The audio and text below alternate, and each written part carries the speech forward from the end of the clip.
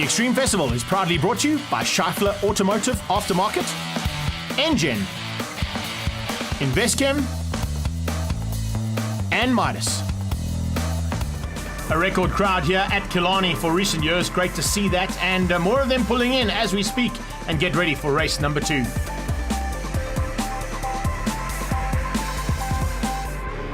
Here we go, on board with Sean Duminy as we go to the inverted grid after the results of race 1. So he's right up towards the front. He's going to try and capitalize, and what a great start. Those Fords are really quick, but late on the brakes on the outside.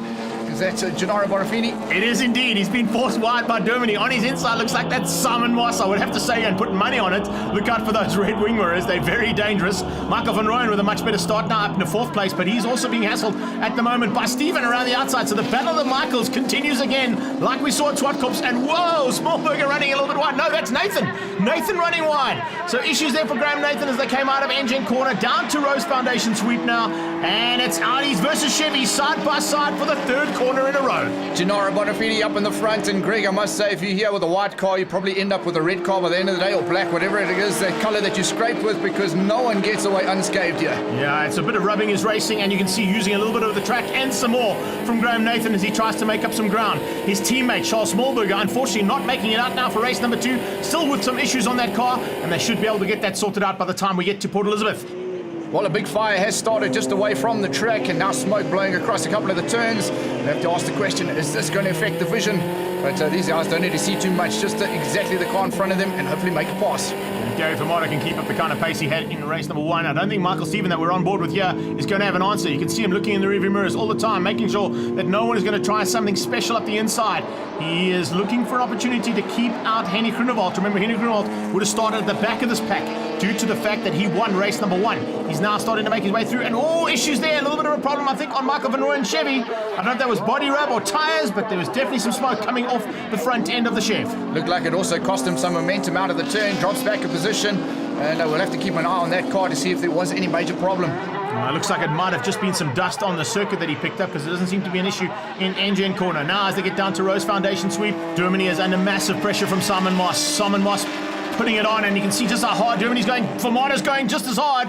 Both of them running ever so slightly wide as they came out of the sweep. And now through Malmesbury, look at that. Absolute formation flying. Some of the best drivers in the country taking each other on very even circumstances. Graham Nathan there, we just saw fighting for a good position after that good qualifying. He wanted to make amends for the first race. On board with Gennaro Bonafini up in the front, and this is what it's like to lead a major production car race in South Africa. And that's exactly what Gennaro is trying to do as well. Trying to make amends for race number 1 and that incident between himself and Nathan. The 2 Fords now, formation flying from them as we see Fermata's got up to 3rd. Germany will probably give him an opportunity to sneak through if there is one. Michael van Rooyen unfortunately being demoted to the back of the pack, but he's not giving up yet. He goes side by side with Henny Groenewald and might even use Michael Stephen's slipstream to get up on the inside of him. Look at this, incredible stuff from the onboard. Very late braking into KFM corner. I can't believe how late those guys braked. Oh, and speaking of braking, that's braking the car. What happened there? Graham Nathan got it completely wrong, headed into turn 1, and it looks like something's gone wrong on his braking. So that's a big pity there for the Volkswagen man. He's out.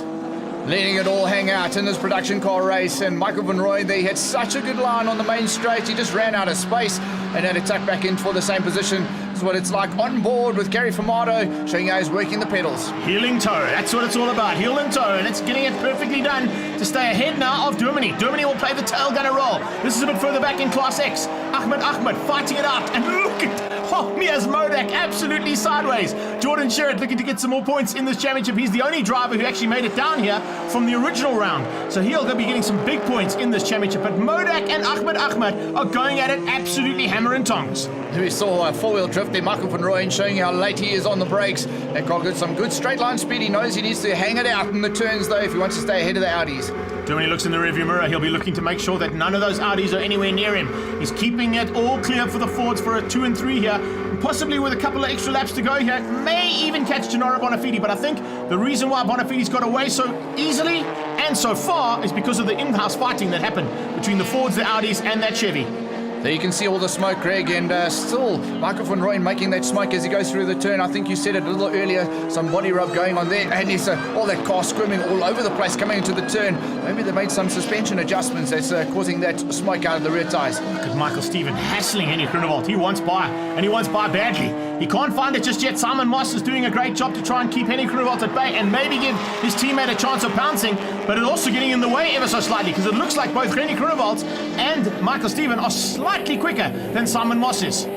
Oh, looking backwards now, Gary Fumato, he has made the pass on Sean Duminy, so up into second place. It's a long way up the track, though, before he finds Gennaro Bonafide, and I think he's running out of time. Here's Bonafide. Here come the Fords onto the brakes, down into Cape Town corner. Late braking and defensive driving coming out of Germany. Look at Michael van Rooyen, though. Donder van Rooyen, as we like to call him, as opposed to Lightning McQueen, looking to come to the checkered flag and maybe spoil the day. Look at these three Audis side by side, and a little bit of rubbing there between Henny Groenewald. He's got on the inside. His teammate has gone on to take the victory. I wonder if he's going to win out the battle with the rest of the Audis in the background. Check it out as the two Fords come through ahead of Michael van Rooyen, and yes, in the background, just beating out Michael Steven, Henny Groenewald files in behind Simon Moss. Absolutely incredible stuff. Greg, what a race, and this is what the 7,000 large crowd came to witness here. Production car racing at its very best.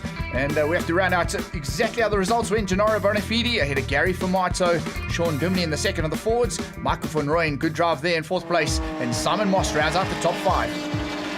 Yeah, well, it was a good race. Got off the start, managed to get into third, and from there on I was behind Sean, and tried to get ahead of him, but I couldn't. The problem is being there's such a difference in the straight line speed. I get to him under braking, thrashing, get onto the rear bumper. I can't get around the corners. They hold me back a little, and then by the time we exit the corner, there's a short straight. Then they're gone again. A nice run from both Fords, but Sean Duminy eventually getting third. So we got through turn one, Gennaro got away, and I managed to stay in second for most of the race until Gary got me, and he passed me down the main straight. But we finished second and third, and that's where we wanted. I'm very happy with the race. The car was great, and that was a big difference from race one. I'm very happy. A massive difference for Bonafide as well, as he went from 0 to hero. I got ahead after turn two, and I thought to myself, you know what, just qualifying lap after qualifying lap, and especially after race one, I think we needed a little boost, and a good victory there, there helps us a lot. So the Audi Sassel Racing team guys did a great job after race one to repair the damage that happened at the bottom there. So, we're super happy to take a victory. Race 3 is going to be tough. We didn't get a good lap in race 1 because of the incident. So we'll see what we can do, but I'm super stoked to get a victory, and it's nice to be on the front again.